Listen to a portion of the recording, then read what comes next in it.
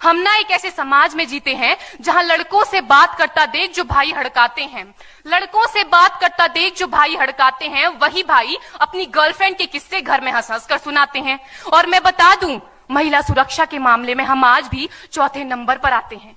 हम ना एक ऐसे समाज में जीते हैं जहां पत्थर की मूरत को लगते हैं 56 भोग और भूखे नंगे तड़पते सो जाते हैं लोग, भूखे नंगे तड़पते सो जाते हैं लोग। मजदूर को मजदूर समझिए, मजबूर नहीं। गरीब को काम दीजिए, दान नहीं। और अगर दान देने के इच्छुक हैं तो जीते जी रक्तदान दीजिए और मरने के बाद अंग दान देकर किसी मरते हुए को जीवन दान दीजिए।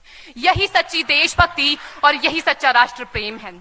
ना सरकार मेरी है ना रब मेरा है, ना सरकार मेरी है ना रब मेरा है, और ना ही ये बड़ा सा नाम मेरा है। बस इतनी सी बात का गुरूर है मुझे कि मैं भारत की हूं और ये भारत मेरा है और ये भारत मेरा है।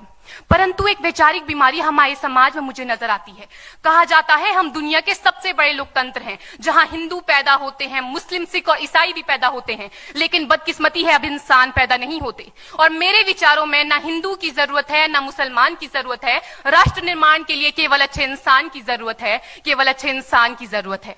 जरा सोच कर देखिए, ये पेड़ पौधे और शाखाएं भी परेशान हो जाएं अगर परिंदे भी हिंदू और मुसलमान हो जाएं।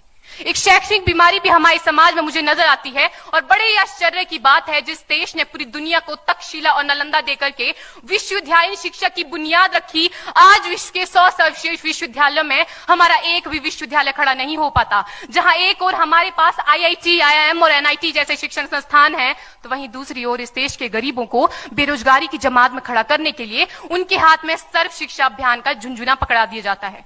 और मैं बता दूं, इस शैक्षणिक बीमारी का केवल एक कारण वो ये कि हमारे देश की शिक्षा नीति केवल 2 तरह के लोगों के लिए बनती है। पहले वो जो विद्वान हैं और दूसरे वो जो धनवान हैं।